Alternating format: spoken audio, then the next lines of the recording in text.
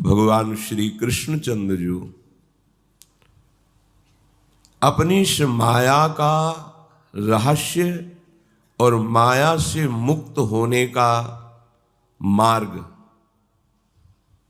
क्योंकि प्रभु की सिवा कोई माया को जान नहीं सकता, कोई नहीं जान सकता। जिसे प्रभु परिचय करा दें वही जान सकता है। इतनी छलिया है कि आप अपनी आत्मा से भी उतना प्यार नहीं करेंगे जितनी माया से प्यार करेंगे। देखो ना, अनंत जन्म हमारे इसी माया के ही आकर्षण में तो व्यतीत हो रहे हैं। सच्चिदानंद स्वरूप होते हुए भी देह भाव को प्राप्त होकर भोगों में भटकना ये माया की ही प्रियता है। अगर इसके रहस्य को कोई जान पाया है तो प्रभु ने जिसको जनाया है, प्रभु ना जनावे तो कोई जान ही नहीं पा सकता, अनिर्वचनीय है। ऐसी इसकी महिमा माया की है कि बिल्कुल प्रभु के समतुल ही है। जैसे प्रभु अनिर्वचनीय ऐसे माया अनिर्वचनीय।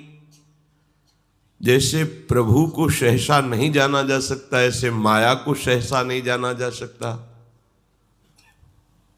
ये प्रभुमय है। बस ये भोक्ता भाव जो हमने स्वीकार कर लिया है यही हमारे साथ छल हो जाता है। कर्ता भोक्ता भाव ही छल हो जाता है। नहीं, माया और प्रभु ये दो नहीं है। बिल्कुल सत्य समझना, दो नहीं है। जैसे भगवान का अंश और भगवान दो नहीं है, ऐसे मम माया ममैव अंशो भगवान के वचन है। ये भगवत स्वरूप ही है। बस ये जो कर्ता भोक्ता भाव बैठा है यही हमें छल करने के लिए माया को मार्ग दे देता है। नहीं तो जहां कर्ता भोक्ता भाव हटेगा तो आप देखोगे एकमात्र सच्चिदानंद प्रभु के सिवा न कोई था, न है, न रहेगा। अब प्रभु कृपा करके बता रहे हैं कि हमारी माया से तुम कैसे बचोगे। माया से जो हमें भ्रम में फंसा करके बराबर दुख शोक संताप ये गुण और दोष धर्म में फंसाती है, जिसे राग और द्वेष कहते हैं, जिसे हर्ष शोक अनुकूलता प्रतिकूलता कहते हैं। ये इसका धर्म है। इसी धर्म से जाना जाता है कि हम माया से प्रभावित हो रहे हैं। पर जब प्रभावित होंगे तब आप नहीं जान पाएंगे। जब आपकी शुद्ध सात्विक वृत्ति होगी तब पहचान होगी कि अरे अभी तक तो माया में ही मैं फंसा रहा। अपने में गुण धर्म, दूसरों में दोष धर्म, इसकी प्रधानता है माया की। और जब दूसरों में गुण धर्म और अपने में दोष धर्म, यहां से भक्ति प्रारंभ होती है। मैं तृणादपिषु नीचेन, बहुत नीच हूं, क्वाहम तुच्छा परम अधमा प्राण्यो गर्ह कर्मा, यहां से भक्ति प्रारंभ होती है। जब तक आप में कुछ गुण दिखाई दे तब तक माया से छले जा रहे हैं। और जब आपको ऐसा लगने लगे मेरे जैसा अधम कौन, पर मेरी प्रियाजू की कृपा है, बस अब यहां से प्रारंभ होता है माया रहित मार्ग। जब तक रागात्मक वृत्ति कोई अच्छा लग रहा है, द्वेषात्मक वृत्ति कोई बुरा लग रहा है, तब तक आपका अंतःकरण त्रिगुणात्मिका माया से प्रभावित है। इससे कैसे बचा जाए, माया के प्रभाव से कैसे बचा जाए, तो स्वयं श्री भगवान कह रहे हैं अभ्यास योग युक्तेन चेतसा नान्यगाम्यते स्वामिना परमं पुरुषं दिव्यं याति पार्थानुचिंतयन्।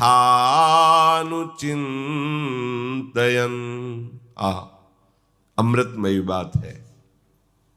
श्री भगवान कह रहे हैं, हे प्रथानंदन अर्जुन, तुम मेरे चिंतन का अभ्यास करो।